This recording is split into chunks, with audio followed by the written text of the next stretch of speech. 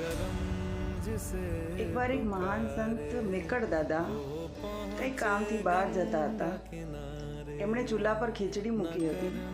એમના એક શિષ્યને કહીને જાય છે કે તું આ ખીચડી જોઈ લેજે, ચડી જાય, રંધાઈ જાય એટલે ઉતારી લેજે। શિષ્ય નવો હતો। એણે પૂછ્યું કે મને ખબર કઈ રીતે પડશે ખીચડી રંધાઈ ગઈ છે કે નથી, હજુ બાકી છે? ત્યારે મેકર દાદાએ ખૂબ સુંદર જવાબ આપ્યો।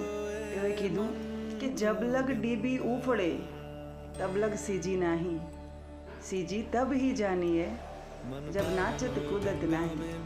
એમણે કીધું કે જ્યાં સુધી ઉછાળો આવે છે કે પછી હલન ચલન થાય છે, એ કૂદકા મારતા હોય ને દાણા, એ જ્યાં સુધી બંધ ન થાય ત્યાં સુધી ખીચડી રંધાણી નથી।